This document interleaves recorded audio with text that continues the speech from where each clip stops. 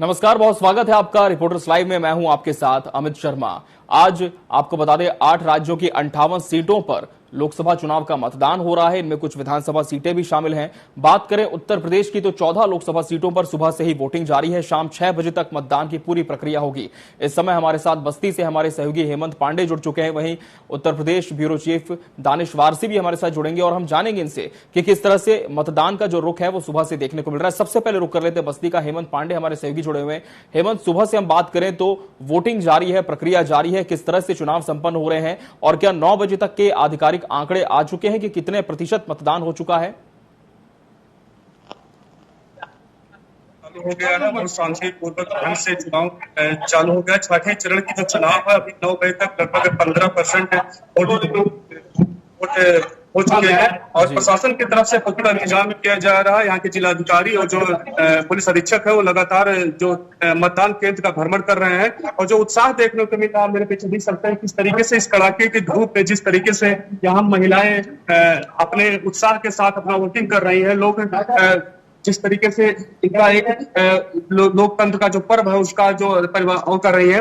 अगर यहाँ चुनाव की बात किया जाए, अगर यहाँ राजनीतिक बात किया जाए तो यहाँ से जो भारतीय जनता पार्टी के जो सांसद हैं, जो 2 बार से सांसद है हरीश द्विवेदी, उनको भाजपा के एक बार फिर से टिकट दिया गया है। वहीं अगर इंडिया गठबंधन की बात किया जाए तो राम प्रसाद चौधरी को पुनः एक बार टिकट दिया गया है। राम प्रसाद चौधरी का पुराना राजनीतिक इतिहास रहा है, लगभग वो 5 बार विधायक रहे हैं, कैबिनेट में मंत्री भी रहे। उसके बाद फिर गठबंधन उनके पास भरोसा जताया है। यही पूर्व विधायक रहे नंदू चौधरी के लड़के लोकुश चौधरी को एक बार फिर टिकट दिया गया है। बीएसपी से चुनाव लड़ रहे हैं। राजनीतिक बात जिस तरीके से यहाँ लगभग 19 लाख वोटों का मतदान होना है। और एक चीज और आपको बता दें कि लवकुश पटेल और हरीश द्विवेदी, राम प्रसाद चौधरी सहित 9 प्रत्याशी बस्ती के लोकसभा के सीट पे मैदान में है। और चुनाव को लेकर जिस तरीके से यहाँ सरगर्मियां बढ़ी है, अगर जातीय समीकरण की बात की जाए तो यहाँ बस्ती में 2 चौधरी चुनाव मैदान में है। ब्राह्मण चेहरे में एक ही कैंडिडेट है।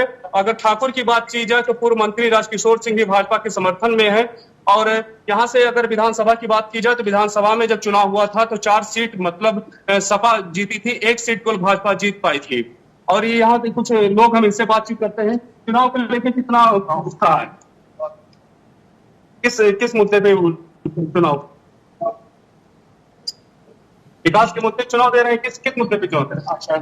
बेरोजगारी आना जरूरी है, व्यवसाय बढ़ाना, बेरोजगारी हटाना, यही सब चुनाव देखा जाएगा। क्या नाम है, कैसे वोट है, महिलाओं को लेकर क्या उत्साह है? सर महिलाओं के लिए मेरे लोग के वोट है। महिलाओं के मुद्दे, महिलाओं के व्यवस्था को लेकर, महिलाओं के शासन को लेकर क्या क्या है? क्या नाम माता जी, पहली बार चुनाव, कितनी बार चुनाव दे रहे हैं, वोट दे रहे? क्या लग रहा है सरकार की तरफ से जो व्यवस्थाएं अच्छी हैं? किसी प्रकार का कोई जोर जबरदस्ती कोई दो? तो ये आपको बता दें बस्ती की मतदाताएं हैं जो जिनका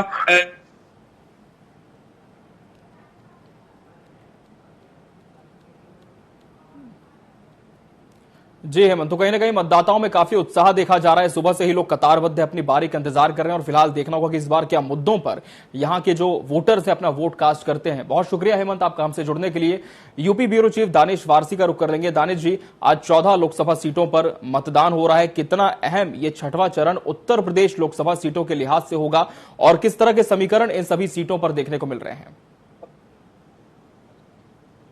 देखिए, मैं बता दूं आपको, पहले ही मैंने आपको कहा था कि उत्तर प्रदेश में 6ठा चरण मतलब पूर्वांचल, दल बल और निर्वाचन आयोग का टास्क दोनों को पूरा करना है। जैसे कि कल उत्तर प्रदेश के निर्वाचन आयोग ने साफ साफ 2 लफ्जों में बात कही थी कि जो 76 क्रिटिकल बूथ हैं वो इस बार इसमें संख्या ज्यादा बताई जा रही है। देखिए, 76 क्रिटिकल बूथ का मतलब ये है कि एक ऐसा चैलेंज है जो निर्वाचन आयोग के साथ साथ पुलिस प्रशासन और शासन दोनों को एक्सेप्ट करके चलना होगा। जिस तरीके से पहले निर्वाचन आयोग की किरकिरी हो चुकी थी, बात की जाएगा संभल या भदोही से तो कई वीडियो ऐसे वायरल हुए थे जहां पर कहीं चुनाव का विरोध था, कहीं ईवीएम खराब थी, तो कहीं फर्जी वोटिंग थी, तो कहीं पुलिस की लाठीचार्ज थी।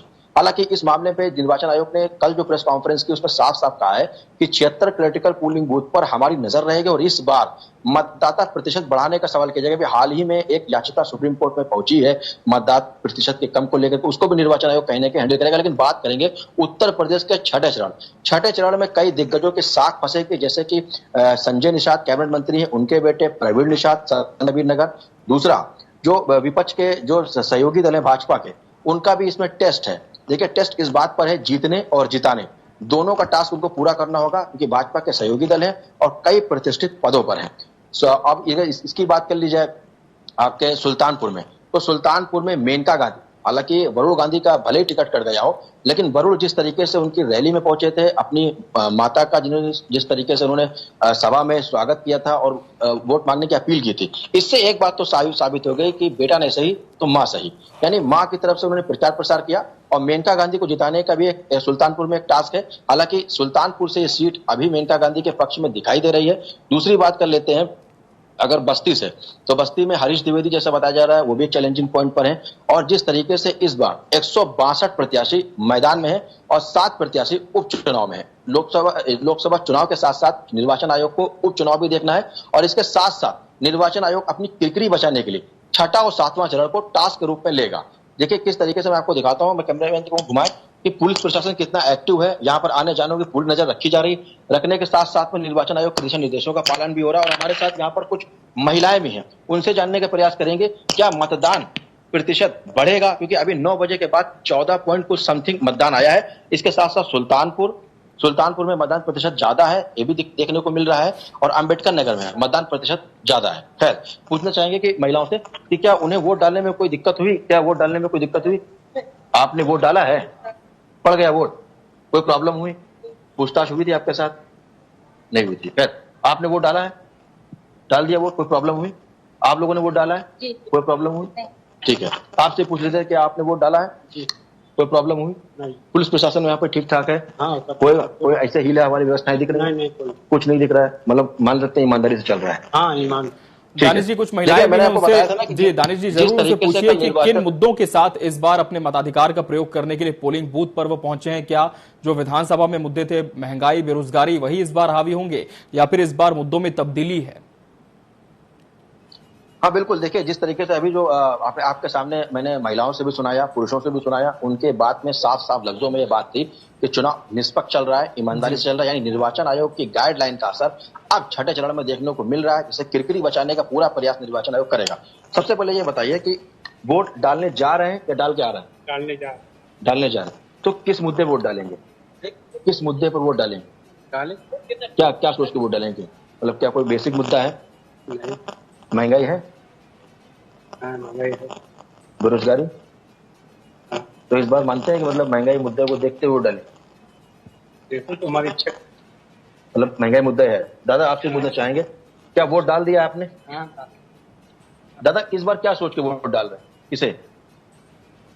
हमारा जहाँ दिल कहा वहाँ हमने ठीक है, लेकिन क्या मतलब कुछ उम्मीदें हैं इस बार की क्या महंगाई बेरोजगारी को? सब बराबर, सब बराबर है, उनको सब लेना है, देना है, जो सरकार करेगी वही सब ठीक। लेकिन आपके लिए कोई इम्पोर्टेंट नहीं है महंगाई बेरोजगारी, सब वैसे ही चल रहा है, सब चलेगा। कौन आवत है यहाँ बिना कहे तो छुट्टी नहीं ना, बिना कहे तो मिले ना, जैसे हमारे लिए सब बराबर है, ठीक है। और क्या हम बताएं, किसी की बुराई हम क्या? ठीक है, देखिए मतदाता साइलेंट है, साइलेंट वोट मैंने बताया था ना कि साइलेंट है।